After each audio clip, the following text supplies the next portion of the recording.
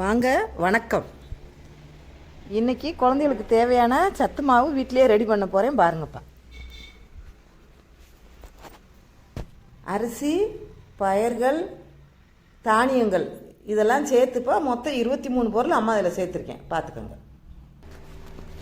இதில் ஒவ்வொரு பொருளையும் ஒவ்வொரு மாதிரி வறுக்கணும்ப்பா. எந்தெந்த பொருள் எவ்வளோ அளவுங்கிறத அம்மா சொல்கிறேன், கேட்டுக்கோங்க. இதில் எந்த பொருளை அம்மா எப்படி வறுக்கணுங்கிறத உங்களுக்கு தெளிவாக சொல்கிறேன்ப்பா, அதை கவனித்து கொஞ்சம் பார்த்துக்கோங்க. இப்போ 1/4 கிலோ குருதவள்ளி அரிசி எடுத்து வச்சுருக்கோம்லப்பா, அதை போட்டு வறுத்துக்கலாம். செவக்க வறுக்கணும்ப்பா, கிண்டிக்கிட்டே இருக்கணும். செவந்தோடனே நம்ம தூக்கி தட்டிக்கணும்.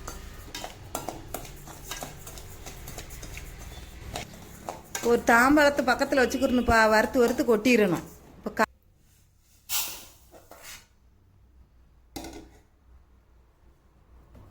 1/4 கிலோ சாமை எடுத்து வச்சுருக்கேன், அதை நல்லா பொரியிற அளவுக்கு வறுத்துக்கிறணும்.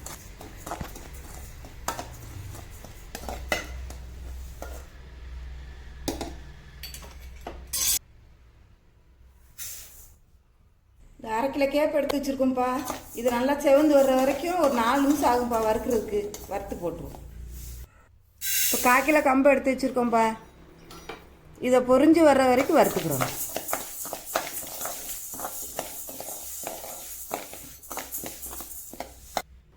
கால் கிலோ வரகரிசி எடுத்து வச்சுருக்கோம்பா, இது நல்லா பொரிஞ்சு வர்ற வரைக்கும் வறுத்துக்குவோம்.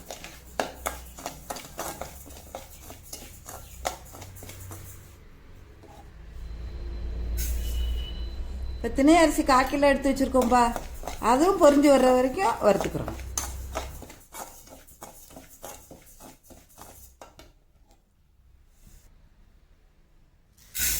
கால் கிலோ சம்பா கோதுமைப்பா, வாசம் வர்ற வரைக்கும் வறுத்துக்கிறோம்.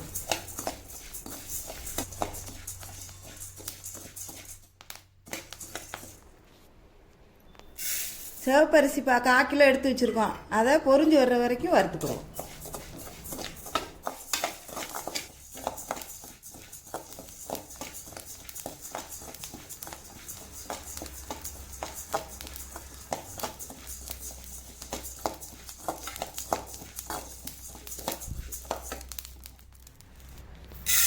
கருப்பு உளுந்து 1/4 கிலோ எடுத்து வச்சுருக்கோம்பா, இதை வாசம் வர்ற வரைக்கும் வறுத்துக்குருவோம்.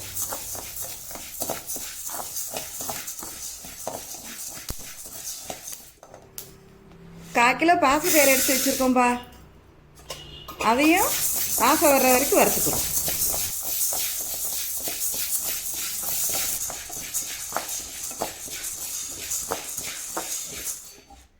கருப்பு சுண்டல் 1/4 கிலோ எடுத்து வச்சுருக்குப்பா, வாசம் வர்ற வரைக்கும் வறுத்துக்குருவோம்.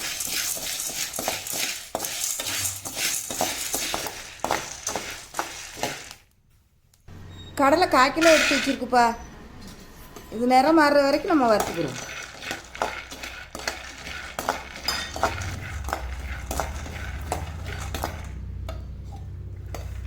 பட்டாணி 200 கிராம் எடுத்து வச்சுருக்குப்பா, இதை பச்சை மாறுற வரைக்கும் நம்ம வறுத்துக்குறோம்.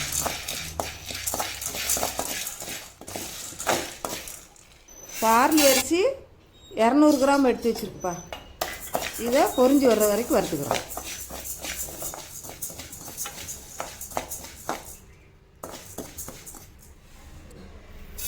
சவ்வரிசி 100 கிராம் எடுத்து வச்சுருக்குப்பா, அதுவும் பொரிஞ்சு வந்துக்கணும்.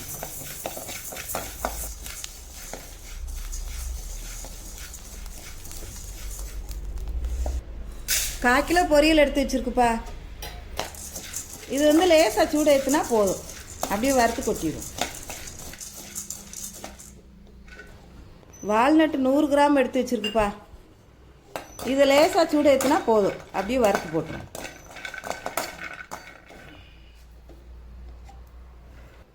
பாதாம் பருப்பு 100 கிராம் எடுத்து வச்சுருக்குப்பா, அது லேசாக சூடு ஏற்றுனா போதும், அப்படியே வறுத்துருவோம்.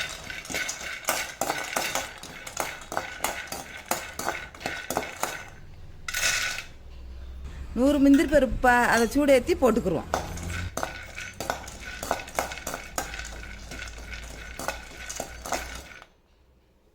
பிஸ்தா எடுத்து வச்சுருக்குப்பா, இது அப்படியும் நம்ம வாசம் வர வரைக்கும் லைட்டாக வறுத்து போட்டு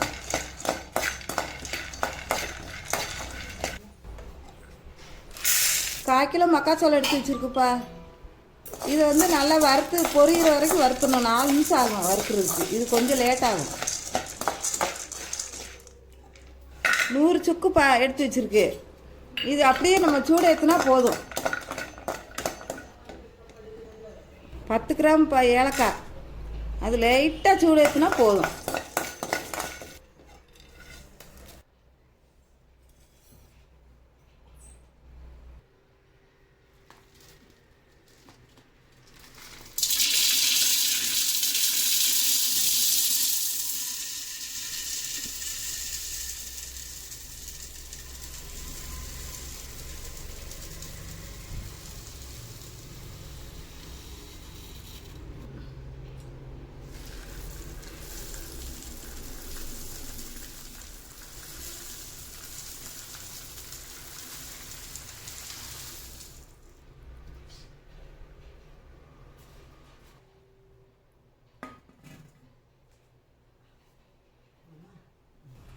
சத்து மாவு ரெடி ஆயிடுச்சுப்பா.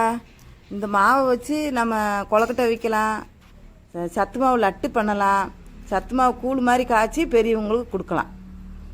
இதை வந்து நான் அம்மா ஒன்றா உங்களுக்கு அடுத்த வீடியோவில் போடுறேன்ப்பா. இந்த வீடியோ பிடிச்சிருந்தா லைக் பண்ணுங்கள், ஷேர் பண்ணுங்கள். நன்றி, வணக்கம்.